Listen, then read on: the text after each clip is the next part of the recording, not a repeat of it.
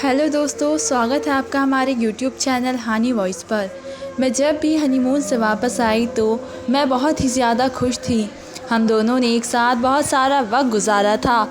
दोनों को ही एक दूसरे को समझने का भरपूर मौका दिया गया था, वरना मैं तो बुरी तरह से घबराई हुई थी। न जाने मेरा पति कैसा होगा, कैसे मिजाज का इंसान होगा, वे मुझे समझ भी पाएगा या नहीं। मगर जब मैंने उसके साथ ये वक्त गुजारा तब मुझे मालूम हुआ कि वे बहुत ही अच्छे इंसान हैं। जितने वे देखने में सुंदर थे, उससे कहीं गुना ज़्यादा वे मन के अच्छे और सच्चे थे। मुझे हमेशा ही ऐसे लोग अच्छे लगते थे। अब मुझे अपनी पिछली बातों पर अफसोस होने लगा था। मुझे खुद पर गुस्सा आने लगा था कि मैंने अजय जैसे घटिया इंसान के लिए अपने जज्बात, अपना वक्त बर्बाद किया। वे इंसान जो कभी मेरी मोहब्बत के काबिल ही नहीं था, उसके लिए मैंने इतने वक्त खुशियों को अपने ऊपर हराम किए रखा था। और जब अब मेरी शादी करने लगी थी तो दिल से खुश नहीं थी, मगर अब जैसे मुझे सच्ची खुशी हासिल हो गई थी, मैंने अब घर में हाथ बटाना शुरू कर दिया था। आज किचन में मेरा पहला दिन था। आज ही मेरे पति ने ऑफिस में पहला दिन जाना था और मैं चाहती थी कि आज मैं अपने हाथों से उन्हें नाश्ता बना कर दूँ। मेरी माता जी ने हमेशा मुझे यही कहा था कि अपने पति का हर काम अपने हाथों से करना, ऐसे वे तुम्हारी कदर भी करेगा और तुम उसके दिल में अपनी मोहब्बत भी पैदा कर पाओगी। जब मैं किचन में आई तो बाहर दरवाज़ा ज़ोर ज़ोर से बजने लगा था। मैं किचन से झाँक कर बाहर देखने लगी कि इतनी सुबह सुबह हमारे घर में कौन आ गया। जब वॉचमैन ने दरवाज़ा खोला तो ये देखकर मैं हैरान रह गई कि बाहर बहुत सारी औरतें थीं और वे वॉचमैन के मना करने के बावजूद भी घर में घुसती चली आ रही थी। मैंने किचन से निकलकर बाहर आ गई और जब मैंने गार्ड से इन औरतों के बारे में पूछा तो कहने लगा कि मैम, ये औरतें तो हर रोज़ ही घर में आती है। सुबह होते ही ये घर में जमा हो जाती है और रात गए तक यहाँ पर रहती है। आपका घर में आज पहला दिन है, इसलिए आपको अजीब लग रहा है, मगर आपको जब यहाँ पर ज़्यादा दिन बीत जाएंगे तब आपको ये सब अजीब नहीं लगेगा। गार्ड की बात सुनकर मैं हैरान रह गई थी। दोबारा किचन में आ गई थी और थोड़ी देर के बाद मेरी हेल्पर भी आ गई थी। अपने पति का नाश्ता मैंने अपने हाथों से बनाया था, जबकि बाकी लोगों ने हेल्पर का नाश्ता बना कर देने लगी थी। मैंने अपने पति से जब उन औरतों के बारे में पूछा तो वह हंसकर टाल गए। कहने लगे कि तुम्हारे जेठ औरतों में बहुत ही फेमस है, ये औरतें उसी की वजह से ही तो यहाँ पर आती है। मुझे उनकी बात बिल्कुल भी समझ नहीं आई थी। इससे पहले कि मैं उनसे इस बारे में कुछ पूछती, उन्होंने मुझे खुद के साथ लगा लिया। कहने लगे कि आज इतने दिनों के बाद पहली बार तुमसे दूर जा रहा हूँ। आज मेरा तुम्हारे बिना दिल नहीं लगेगा, मुझे तुम्हारी बहुत ही याद आएगी। उनकी बात सुनकर मैं शर्मा गई थी। ये सच था कि मुझे भी उनके बिना रहना मुश्किल लगने लगा था, मगर उनका ऑफिस में जाना और काम करना भी ज़रूरी था। जो वे अपना काम कब तक अपने मुलाजमों के सर पर छोड़कर घर पर बैठ सकते थे। अपनी सारी जिम्मेदारियां मेरे पति ने खुद ही तो निभानी थी। मेरे जेठ का दिमाग काम नहीं करता था, वे एक पागल इंसान था। मेरी अभी तक अपने जेठ से मुलाकात नहीं हुई थी और मैंने उसके बारे में आज से पहले इतना सोचा नहीं था, मगर आज उन औरतों को देखकर मैं कुछ सोचने पर मजबूर हो गई थी। वे इंसान जो अपने आप को संभाल नहीं सकता था, जिस इंसान का दिमाग काम नहीं करता था, वे भला किसी दूसरे को क्या फ़ायदा पहुंचा सकता था, और ये औरतें उसके पास क्यों आती थी। मैं सोच रही थी कि मैं ये बात किससे पूछूं। मेरी सास तो छोटी सी बात पर भी गुस्सा करने लगती थी। मुझे उनके गुस्से से डर लगता था। उनके सामने मैं सोच समझ कर ही बोलती थी। और फिर मैंने अपनी हेल्पर से उन औरतों के बारे में पूछा तो वो कहने लगी कि बीमार औरतों का इलाज करता है। जिन औरतों की औलाद नहीं होती, आपके जेठ उनका इलाज करवाने के उनकी औलाद हो जाती है। मुलाजमा ने नज़रें झुकाए हुए मुझे इस बात का जवाब दिया था और मुझे इस बात पर बिल्कुल भी विश्वास नहीं हुआ था। फिर जब मैंने उन औरतों से इस बारे में पूछा तो उन्होंने भी मुझे वही बताया जो मुलाजमा ने बताया था, और ये बात सुनकर मैं हैरान परेशान रह गई थी। आज मेरी अपने जेठ से भी मुलाकात हो गई थी। रात को अपने पति के आने से पहले मैंने उनकी पसंद के कपड़े पहने, अच्छा सा मेकअप किया और अब मैं उनके घर आने का इंतज़ार कर रही थी।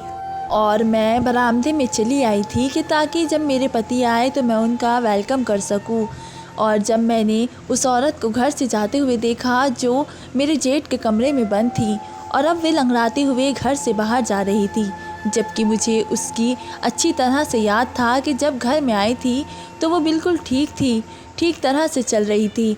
और अब उसे क्या हुआ था जो उसे चलना में इस कदर मुश्किल हो रहा था। मुझे इस बारे में ज़्यादा सोचने का मौका नहीं मिला। मेरा पति घर पर आ गए और फिर वे मुझे खुद से साथ लगाए हुए घर के अंदर दाखिल हो गए थे। सामने ही मेरी सासू माँ थी। मैं उन्हें देखकर अपने पति से पीछे हट गई थी। वे मुझे कहने लगी, बहू तुम्हें ख्याल करना चाहिए, सबके सामने तुम अपने पति से प्रेम नहीं जताना चाहिए। इस घर में मेरा दूसरा जवान बेटा भी है, वे ये सब देखेगा तो वे क्या सोचेगा। उनकी बात सुनकर मेरे पति हंस पड़े थे। माता जी, आप क्या हो गया, आप कैसी बातें कर रही है। मगर मेरे पति ने जाने के बाद भी मेरी सास मुझे अजीब सी नज़रों से देख रही थी। उनका देखने का अंदाज़ मुझे पसंद नहीं आया था। आज रात खाने पर मैंने अपने जेठ को देखा तो मैं हैरान रह गई थी। वे कहीं से भी पागल दिखाई नहीं दे रहे थे। उसने अपने बाल अच्छे से बनाए हुए थे और कपड़े भी बहुत ही अच्छे पहने रखे थे। मेरे पति मुझे हैरान नज़रों से देखने लगे और कहने लगे कि मेरा भाई देखने में ऐसा ही लगता है कि किसी को भी यकीन नहीं आता कि वे एक पागल इंसान है। मगर देख लो कि उसके हाथ में किस कदर जादू है कि बीमार औरतों का वह इलाज करता है और उनकी औलाद भी हो जाती है, तभी तो उसके पास इतनी औरतें आती है। सारा दिन वह उनमें मसरूफ़ रहता है। मेरे भाई की हिम्मत है जो ये इतनी औरतों को संभाल लेता है। मैं तो इतनी औरतों में रहकर पागल हो जाऊँ। वह मुझे अजीब नज़रों से देखकर बोली, मैं एक औरत से तंग आ गया हूँ और इससे ज़्यादा बर्दाश्त करना मेरे बस की बात नहीं है। मैंने उन्हें गुस्से से घूरा तो वह हंसी में पड़ गए और फिर मैंने उन्हें नज़रअंदाज करके खाने में मगन हो गई थी। जानती थी कि मेरी सास मेरे पति से ज़्यादा बात करना भी पसंद नहीं करती। तभी मुझे खाना खाते हुए ऐसा लगा जैसे मुझे गौर से देख रहा हो। अब जब मैंने सिर उठाकर देखा तो मेरे जेठ मुझे ही देख रहा था। मुझे देखकर वह मुस्कुराया। उसकी आंखों में अजीब सा एहसास था जिसे मैं कोई नाम नहीं दे सकी, मगर मुझे डर लगने लगा था। ऐसा लगने लगा था जैसे वे पागल होने का नाटक कर रहा हो। मगर तभी उसने कुछ ऐसा किया कि मुझे अपने सोच पर अफसोस होने लगा। उसने एकदम चीखना चिल्लाना शुरू कर दिया था। कहने लगा, मुझे ये खाना नहीं खाना, ये रोटी नहीं खानी, ये किसी काम की नहीं है, खाना बिल्कुल भी मज़े का नहीं बना।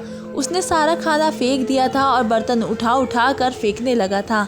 हम सब लोग जो खाना खा रहे थे अब बुरी तरह से परेशान हो गए थे। मैं सबसे ज़्यादा घबराई थी क्योंकि मेरे सामने ये सीन पहली बार हुआ था। मगर मेरी सास और मेरे पति बिल्कुल शांत थे, जैसे उनके लिए ये रोज़ाना की बात हो। मगर फिर मेरे पति को गुस्सा आ गया। वो कहने लगे, माता जी, आपको मैंने कितनी बार कहा है कि शंकर को खाना उसके कमरे में दिया करो। हर रोज़ वह हमारा खाना ख़राब कर देता है। पूरा दिन मैं घर से बाहर रहता हूँ, काम करता हूँ, रात को घर पर खाना खाता हूँ, मगर वे भी मुझे ढंग से नसीब नहीं होता है। वे गुस्से से अपने कमरे में चले गए तो मेरी सास मुझसे कहने लगी कि रवि को गुस्सा आ गया है, तुम उसके लिए कमरे में ही खाना ले जाओ, वरना अगर वह भूखा सो गया तो अगले कितने दिन तक वे सबसे नाराज़ रहेगा। मैं भी उन्हें पहली बार गुस्से में देख रही थी और फिर से मैंने बर्तन उठाकर कमरे में ले आई और वे अभी भी बहुत ही गुस्से में थे। मुझे भी उन्होंने गुस्से से घूर कर देखा तो मेरी आंखों में आंसू आ गए थे। इस सब में मेरा कोई कसूर नहीं है। आपके भाई ने जो किया है, आप उसका गुस्सा मुझ पर क्यों उतार रहे हैं। मेरी बात पर उन्हें जैसे मुझ पर प्यार आ गया। उन्होंने मेरा हाथ पकड़कर मुझे अपने पास बिठाया और कहने लगे कि मैं तुम पर गुस्सा नहीं कर रहा, मुझे तो अपनी माता जी पर गुस्सा आ रहा है, जानते हुए भी वे क्यों शंकर को सबके बीच में लेकर आती है। मेरे पति का गुस्सा ठंडा हो गया था और मैं भी फिर शांत हो गई थी, मगर मेरे दिल में एक अजीब सा डर बैठ गया था। अक्सर ही शंकर किसी न किसी बात पर हंगामा शुरू कर देता था। उसी दिन मैं अपने कमरे में सो रही थी। मैं सुबह जल्दी उठ जाती थी। अपने पति के ऑफिस जाने के बाद अपनी मुलाजमा के सिर पर खड़े होकर घर की सफाई करवाती और फिर अपने कमरे में आकर सो जाती थी। उसी दिन भी मैं सो रही थी जब मुझे एक अजीब सा एहसास हुआ था कि कोई मेरे चेहरे को छू रहा था और फिर उसका हाथ मेरे जिस्म के बाकी हिस्सों को छूने लगा। मैं नींद में भी मुस्कुरा दी थी। उसका मतलब था कि मेरे पति घर आ गए थे।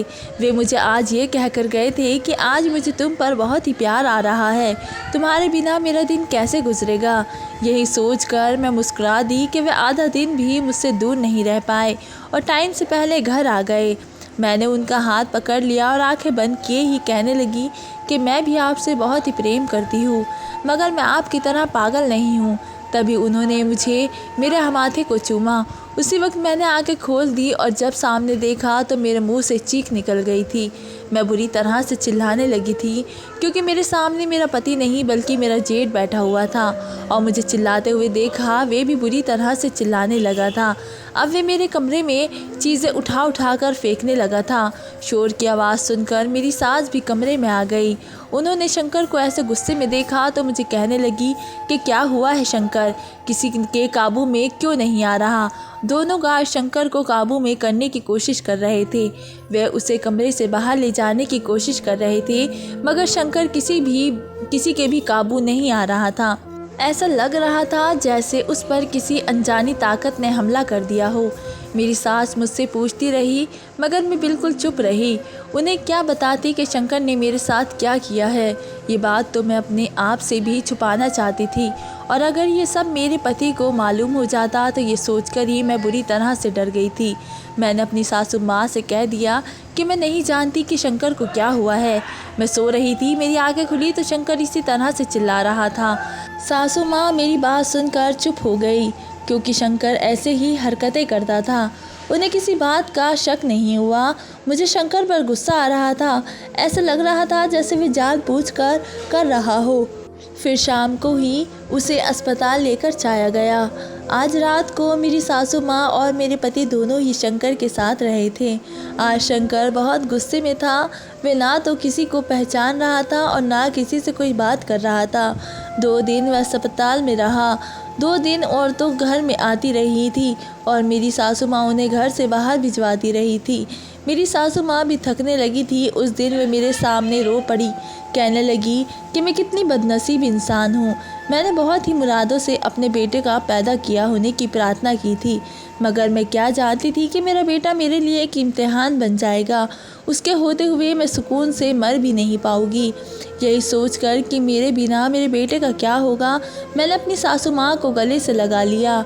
मुझे एहसास हुआ कि वे इतनी सख्त दिल नहीं है जितना नज़र आती है।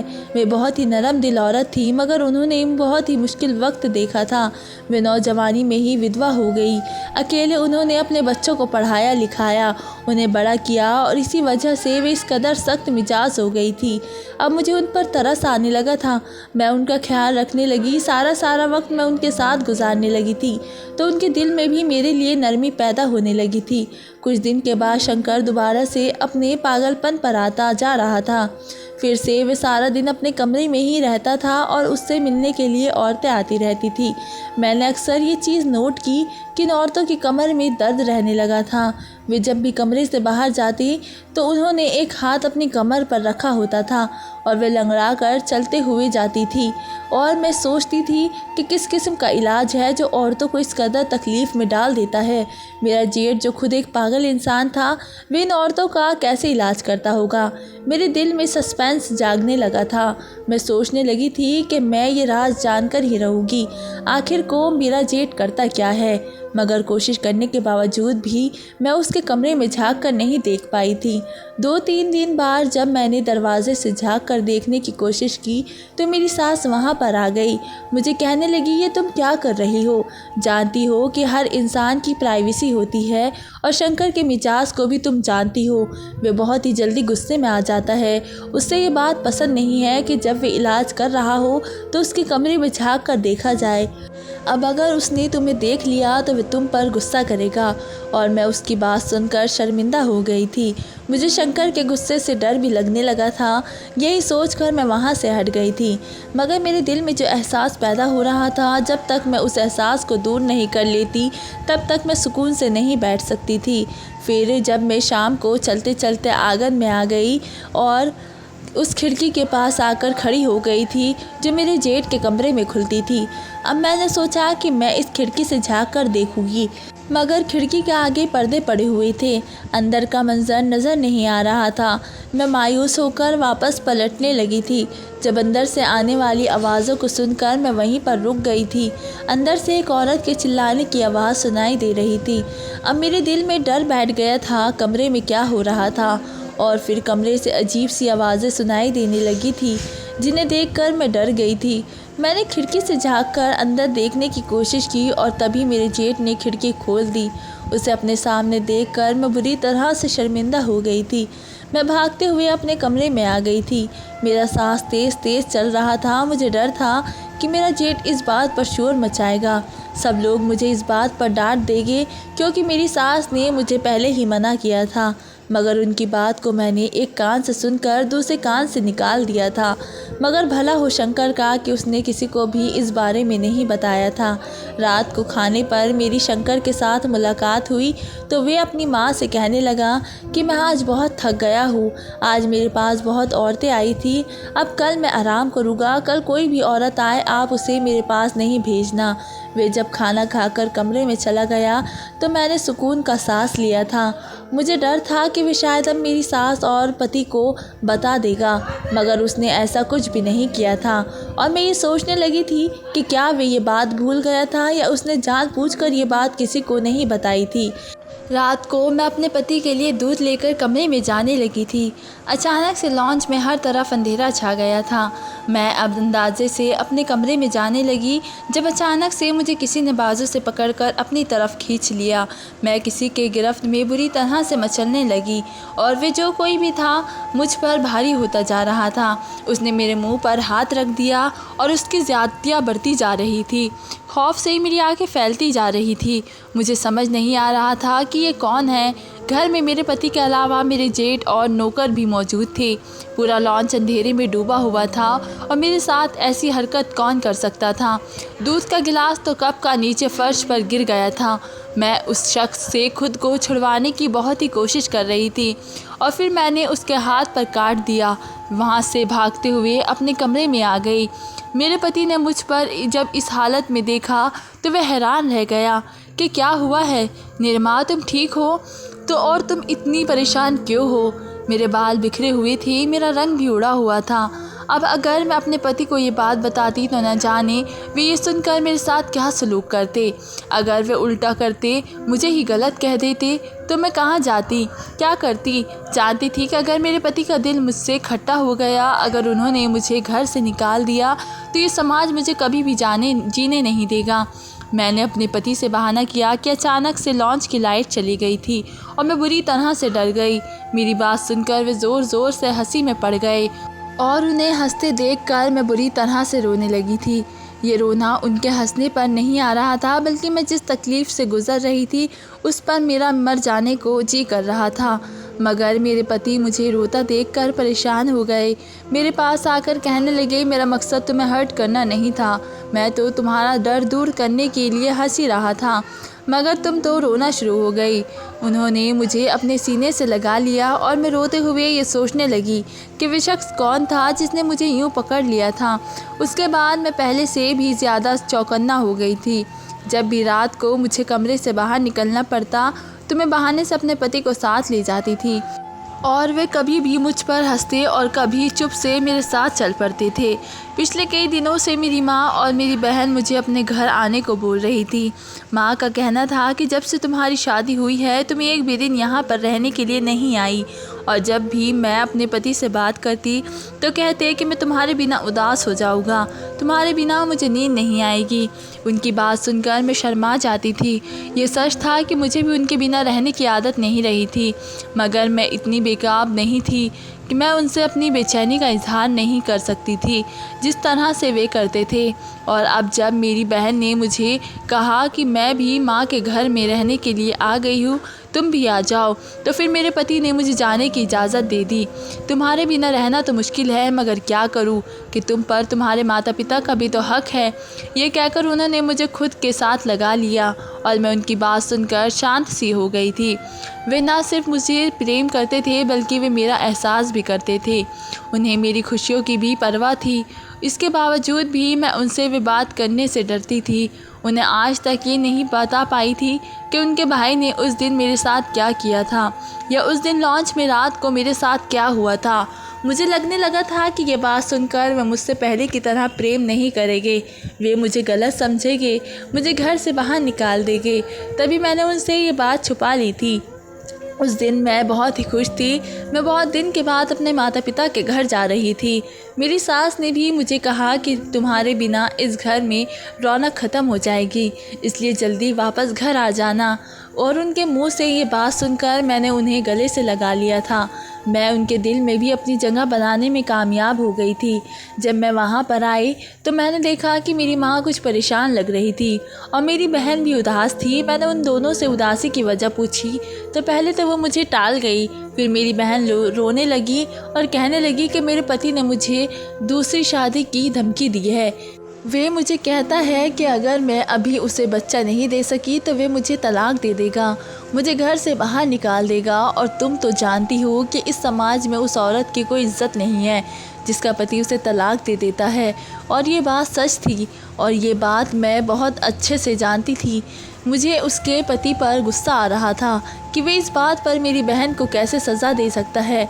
मैं उसे तसल्ली देते हुए कहने लगी कि सब ठीक हो जाएगा, तुम भी माँ बनोगी और तुम भी ज़िंदगी की सारी खुशियाँ देखोगी।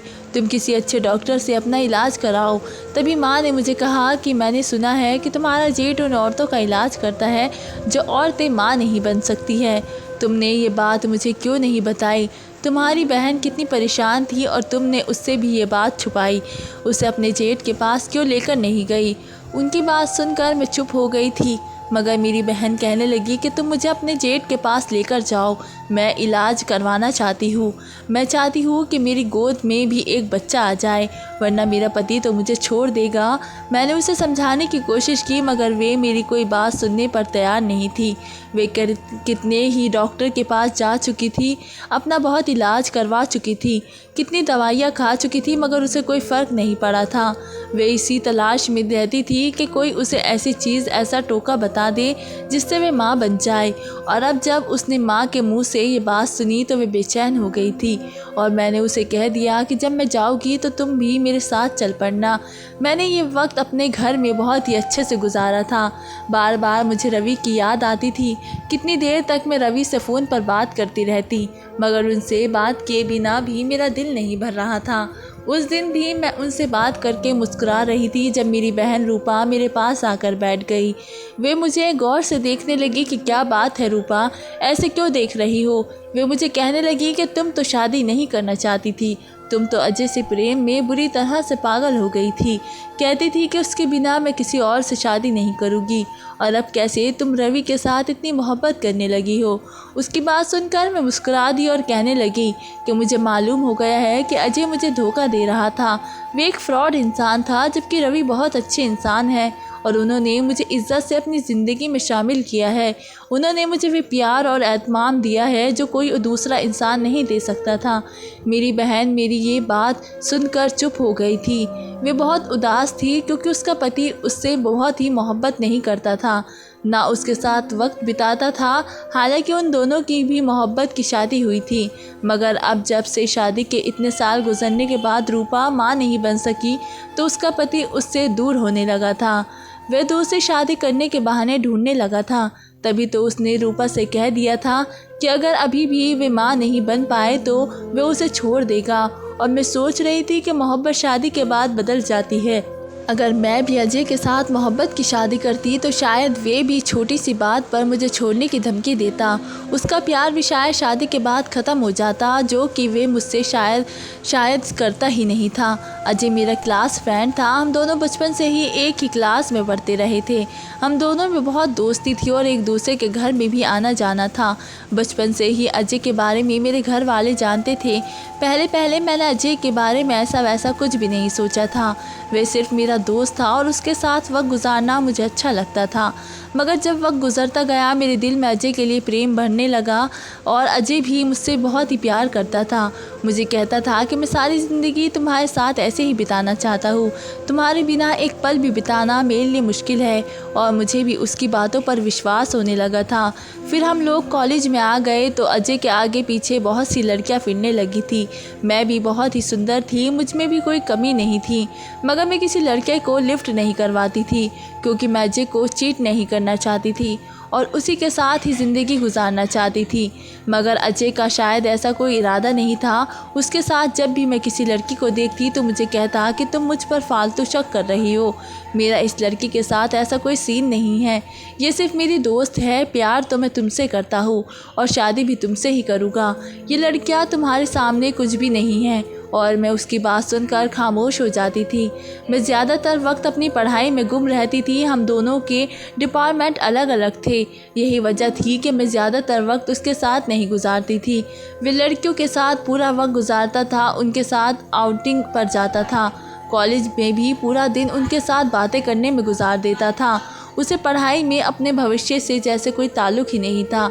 मेरी फ्रेंड्स मुझसे कहती थी कि वह लड़का तुम्हारे साथ फ्रॉड कर रहा है और वे लड़का तुमसे चीट कर रहा है, मगर मैं किसी की बात पर भी विश्वास नहीं करती थी। यहाँ तक कि मेरे पेरेंट्स ने भी मुझे कहा था कि वह अच्छा लड़का नहीं है, मगर मैंने किसी की बात पर भी विश्वास नहीं किया था। जो मुझे वे कहता था मैं उसी को ही सच मानती थी। और फिर हमारी पढ़ाई ख़त्म हो गई। अब मेरा इरादा था कि मैं जॉब करूँ, अपना करियर बनाऊँगी। अजय अपने फादर के साथ उनके बिज़नेस में शामिल हो गया था। अब वह बहुत ही बदल गया था, मुझसे दूर दूर रहने लगा था। वे मेरे मैसेज का भी जवाब नहीं देता था, मेरी कॉल उठाता नहीं और जब कभी भी इस बात का शिकवा करती तो वे मुझे टाल देता। हर वक्त उसका नंबर बिजी रहने लगा था और मैं उसके इग्नोर करने की वजह से जैसे पागल होने लगी थी। मैं ये यकीन करने पर तैयार नहीं थी कि वे मुझसे मोहब्बत नहीं करता, वे मुझे चीट कर रहा है। और फिर एक दिन जब मैंने उसे एक लड़की के साथ रंगे हाथों पकड़ा तो तब से मैं बुरी तरह से रोई थी, तड़पी थी और तब मैंने उसे छोड़ दिया। उसके किसी मैसेज का भी जवाब नहीं दिया और ना ही उससे कभी मिलने के लिए गई, बल्कि उससे मैंने हर जगह से ब्लॉक कर दिया था। अजय को अपनी गलती का एहसास हो गया था। वे बार बार मेरे घर पर आता, मुझसे माफ़ी मांगने की कोशिश करता, मगर मैंने उससे बात करना छोड़ दिया था। और फिर मुझसे मायूस होकर उसने किसी और लड़की से शादी कर ली और उसके साथ बाहर जाकर सेटल हो गया था। अजय के बाद मैं कभी किसी और मर्द पर एतबार नहीं कर सकती थी, ना ही मैं किसी के साथ शादी करना चाहती थी। मगर फिर घर वालों के ज़बरदस्ती करने पर मैं रवि के साथ शादी करने पर तैयार हो गई थी।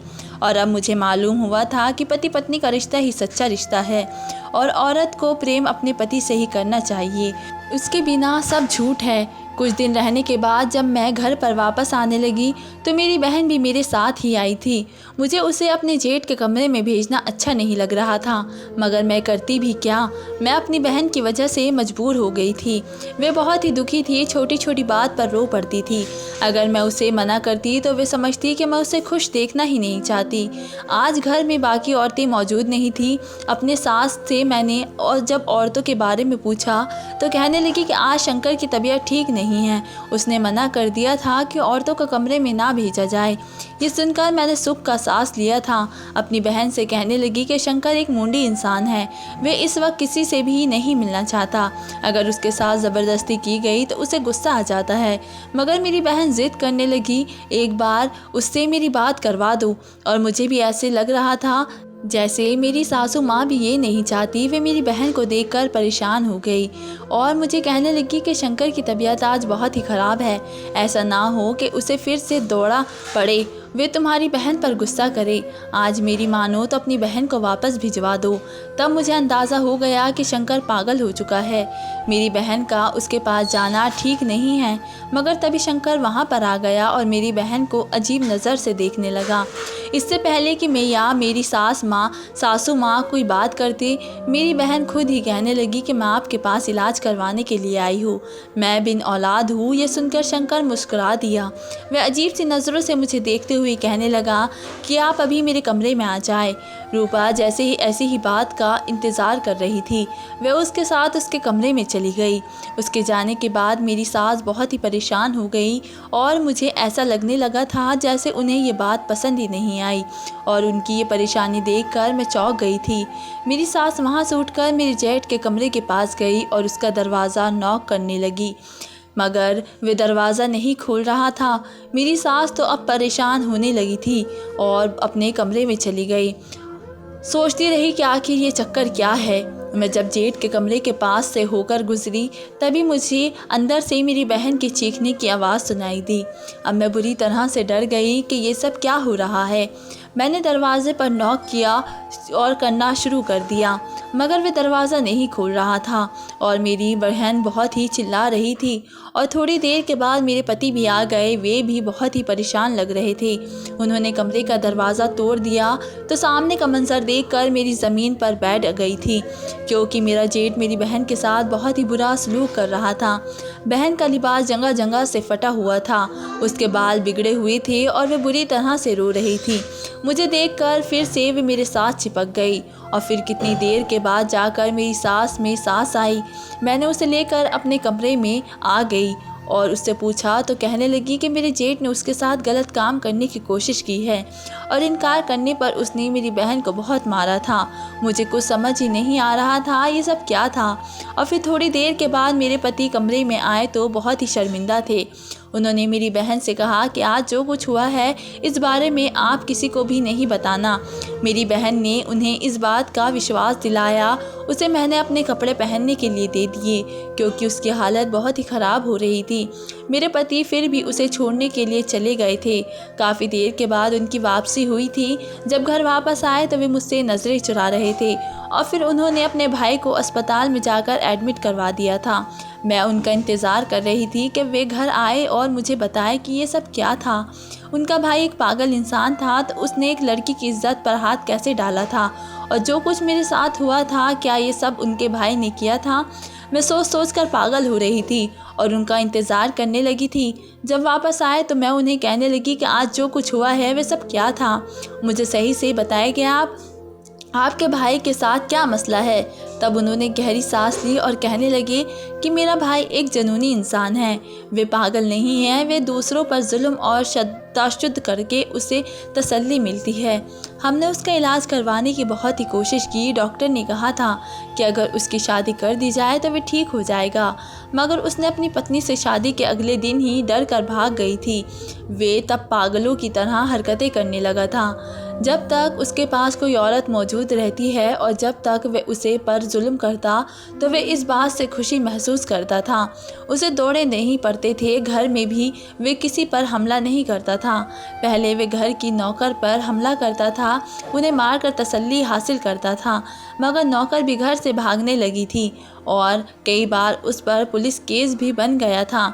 अपनी मानसिक हालत की वजह से वे जेल में जाने से बच गया था। यही वजह थी कि उसके जज्बात को तसल्ली पहुंचाने के लिए माता जी ने ये सब किया था। वे नज़र चुरा कर हमें ये सब बता रहे थे। मैं हैरान रह गई कि क्या मतलब, क्या किया था आपकी माता जी ने। वे कहने लगा कि उन्होंने नौकरों के ज़रिए ये सब अफवाह फैला दी थी कि शंकर बे औलाद और बीमार औरतों का इलाज करता है और यूँ औरतें उसके पास इलाज करवाने के लिए आने लगी। वे औरतों को मारता, उनके साथ गलत काम करता और औरतें जो जाहिल थी और जो औलाद पाने के लिए किसी भी हद तक जा सकती थी, वे ये सब इस वजह से बर्दाश्त कर जाती कि उन्हें इसके बाद खुशी की खबर देखने को मिलेगी। मेरे पति ये सब बता रहे थे और मैं दुख से उन्हें देख रही थी। कभी सोच भी नहीं सकती थी कि वह ऐसा भी कर सकते हैं। फिर वे कहने लगे कि हम नहीं जानते थे कि तुम अपनी बहन को भी इस नियत से यहाँ पर लेकर आओगी और शंकर उससे ऐसा करेगा। जब मुझे माता जी ने ये सब बताया तो मैं फिर ज़्यादा देर तक ऑफिस में नहीं रह पाया था। मुझे अपने पति पर अफसोस हो रहा था। मैं उन पर गुस्सा करने लगी कि वो औरतों की ज़िंदगी से खेलते रहे। अपने भाई का इलाज करवाने के बजाय उन्होंने इतने ख़तरनाक इंसान को घर में रखा। मगर मेरे पति ने अब मुझसे वादा किया कि वह अपने भाई को अस्पताल में भेज चुके हैं और अब उसे कभी भी वापस नहीं आने देंगे। मेरी सास ने भी मुझसे इस बात पर माफ़ी मांगी थी, मगर वे अपने बेटे से भी बहुत ही मोहब्बत करती थी। वे अक्सर मेरे पति से कहती थी कि शंकर को वापस ले आओ, और तब मैं उन्हें कह देती थी कि अगर शंकर इस घर में आएगा तो आप लोग मुझे मेरे घर छोड़ देंगे। मेरी सासू माँ ये सुनकर गुस्से में आ जाती थी और मेरे पति को भी ये बात अच्छी नहीं लगती थी। एक दिन वे मुझसे कहने लगे कि तुम मेरे भाई से इतनी नफरत क्यों करती हो? मेरे भाई ने तुम्हें तो कोई नुकसान नहीं पहुँचाया, तुम्हारे तो वे बहुत ही इज्जत करता है। और तब मैंने उन्हें वे सारी बातें बता दी थी कि उनका भाई किस तरह से मुझ पर बुरी नज़र रख रहा था। ये सुनकर वे चुप रह गए थे। फिर कभी मेरी सास ने शंकर को घर में लाने की बात नहीं की थी। अब मेरा जेठ अस्पताल में ही एडमिट था, उसका इलाज चल रहा था। दोस्तों, वीडियो कैसा लगा कमेंट करके ज़रूर बताएं। वीडियो को लाइक और चैनल को सब्सक्राइब ज़रूर करें। धन्यवाद दोस्तों।